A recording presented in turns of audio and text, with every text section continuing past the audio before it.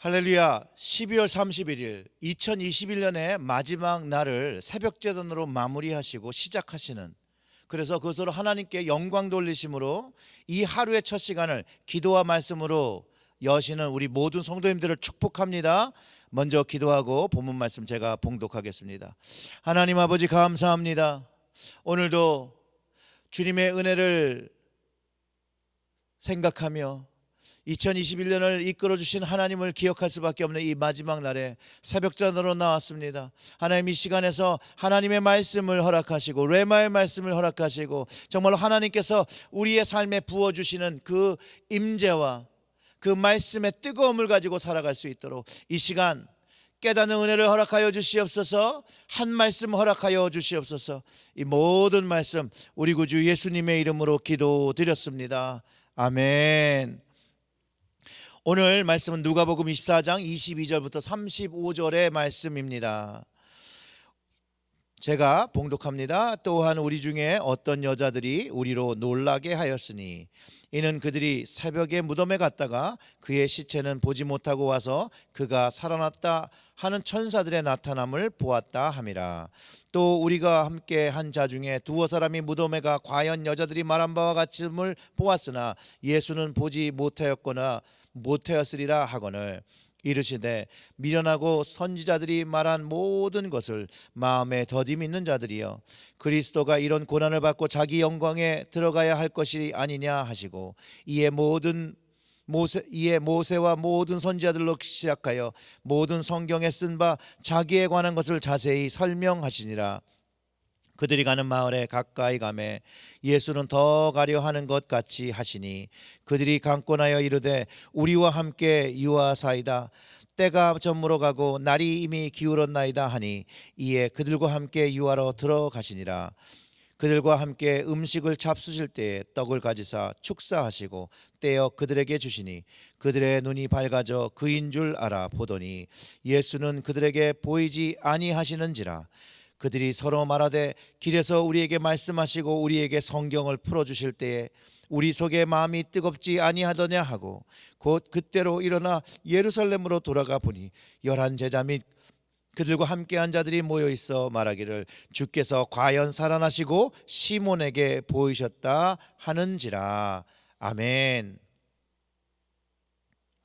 오늘 말씀은 우리에게 엠마오로 가는 두 제자의 이야기라는 것을 잘 알고 있지요. 저는 이 두 제자들이 엠마오에서 예수님을 만난 사건, 그 사건 중심으로 우리가 이 말씀을 이해해야 합니다. 그냥 엠마오로 가로 일한 이 두 제자의 변화를 포커스하고 해서 우리는 그렇게 얘기하지만 실제로는 그 중심에서 만난 건 예수님이라는 거예요. 부활하신 예수님. 그 부활하신 예수님을 중심으로 오늘 말씀을 나누기를 원합니다. 오늘 본문의 시작은 예수님께서 무덤에서 사라졌다는 아주 기이한 소식을 누구한테 전하는 거예요? 그 엠마오에서 만났던 우리 주님께 이들이 설명했던 거죠. 22절과 24절의 말씀은 또한 우리 중에 어떤 여자들이 우리로 놀라게 하였으니 이는 그들이 새벽에 무덤에 갔다가 그의 시체는 보지 못하고 와서 그가 살아났다 하는 천사들의 나타남을 보았다 함이라. 또 우리와 함께 한 자 중에 두어 사람이 무덤에 가 과연 여자들이 말한 바와 같음을 보았으나 예수는 보지 못하였으니거나 하거늘. 무슨 얘기예요? 이 두 제자가 이때 일어난 일들을 거기서 그 길거리에서 만난 예수님께 얘기하고 있죠. 근데 이들은 예수님인지 모르는 거죠. 그런데 이들이 그 이야기를 할 때 그 주님이 부활하셨다는 걸 믿었느냐라는 질문을 해봐야 된다는 거예요. 그들이 믿었기 때문에 이 이야기를 그 길거리에서 만난 그 엠마오로 가는 그 도상에서 만났던 그 주님께 얘기를 하고 있냐 이거예요. 아니라는 거예요. 못 믿었다라는 거거든요. 다만 주님의 시신이 없어진 것에 대해서 걱정하고 뭐 그런 이야기를 했겠죠. 근데 사실상요, 주님은 다시 부활하실 것이라는 말씀을 많이 하셨어요.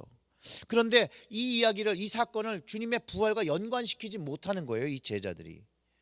그러면서 예수는 보지 못했다, 다른 제자도 보지 못했다.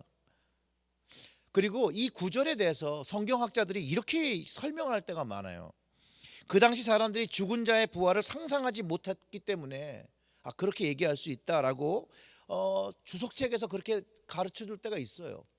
근데 저는 그렇게 생각하다고 생각하지 않습니다. 왜냐하면 제자들은 예수님께서 죽은 자를 살리시는 것을 분명히 보았던 사람들이에요. 죽은 자가 무덤에서 나오는 것을 보았어요. 그리고 예수님께서 그것도 가르쳐 주셨어요. 말씀하셨다는 거예요. 그리고 이 예수님께서 나중에 부활하실 것에 대해서 이 제자들이 깨닫기 원해서 계속해서 그 가르쳐 주신 내용이 있는데, 이들의 믿음이 예수님께서 말씀하신 것처럼 적었던 것인 거죠. 믿음이 적었던 거예요. 믿음이 빨리 성장하지 못했던 거였어요. 그래서 저는요, 믿음이 경험이 있는 믿음이 돼야 된다고, 저는 더 그게 좋다라고 생각해요. 더 도움이 된다고 생각해요. 옳다 틀리다가 아니에요. 좋은 걸 얘기하는 거예요.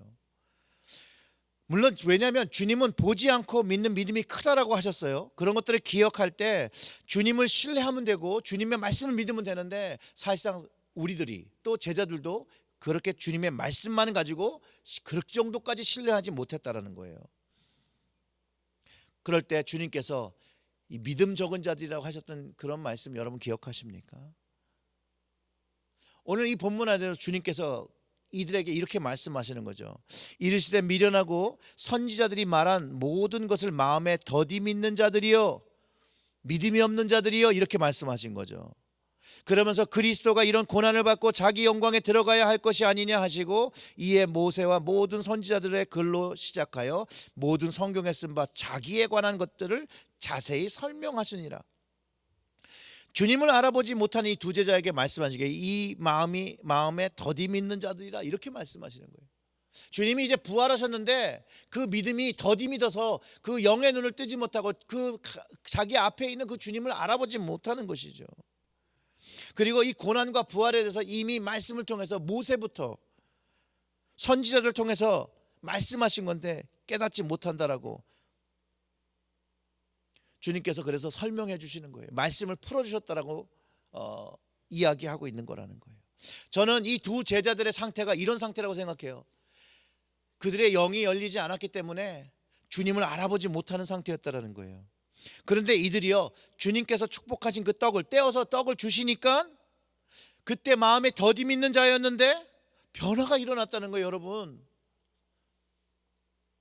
그 30절에 그들과 함께 음식 잡수실 때에 떡을 가지사 축사하시고 떼어 그들에게 주시니 그들의 눈이 밝아져 그인 줄 알아보더니 예수는 그들에게 보이지 아니하시는지라. 즉 예수님께서 그 축사하신 떡을 주변 떼어 주니까 그들의 눈이 띄면서 이제 주님을 알아보는 것이에요. 근데 그들이 주님을 알아볼 때 이제 주님은 사라지셨다라고 하죠. 여러분, 이들의 고백이 이 순간부터 눈이 밝아지기 졌다라고 고백하고 있고, 이 눈이 밝아지기 전에도 이상한 것을 감지하고 있었다라고 고백해요. 이렇게 이야기합니다. 그들이 서로 말하되 길에서 우리에게 말씀하시고 우리에게 성경을 풀어주실 때에 우리 속에서 마음이 뜨겁지 아니하더냐 하고, 이 두 제자들도 같이 걸었을 때 뭔가 그 다른 것을 알았다는 거예요. 실제로 믿음이 더디 있어서, 더디 믿어서 그 믿음이 성숙하지 않아서 알아보지 못하는데, 주님께서 말씀을 해주시니까 그 마음이 막 뜨겁고 주님께서 그 떡을 주시니까 그 눈이 열렸다라고 하는 것이죠. 이들이요, 그 가슴이 뜨거워지고 눈이 열려 주님을 보니까 그들의 삶의 방향이 어떻게 됐어요? 바뀌었어요. 자기 집에서 다시 예루살렘으로 돌아옵니다. 그리고 다른 제자들도 주님을 만난 이야기를 듣게 되고 자신의 이야기를 나누었다라고 기록하고 있죠. 사랑하는 성도 여러분, 오늘 이 아침의 말씀을 보며 우리도 한번 질문을 해보면, 우리의 모습이 주님의 그 임재를, 그 영을 깨닫지 못하는 더디 믿는 자입니까? 내 갈 길 가려고 가는 사람들입니까? 내 집에서 안락하게 안주하려는 그런 모습입니까? 여러분, 이 모습은요, 주님의 말씀, 그 말씀에 반대되는, 주님이 원하시지 않는 그런 모습입니다. 우리의 모습은 주님의 말씀에 귀를 기울여 해야 되고요, 주님의 그 말씀을 받고 그 말씀을 전하며 살아야 되는 것이 성경이 우리에게 준 사명입니다. 그러니 우리의 마음이 뜨겁지 아니하고 우리의 눈이 열려 있지 않다라면, 주님을 보지 못한다라면, 지금 우리의 삶 속에서 주님을 보지 못하고 주님을 인지하지 못하고 주님을 경험하지 못한다라면, 우리는 이제 이 주님을 경험하기 위해서 말씀을 들어야 된다는 거예요. 말씀을.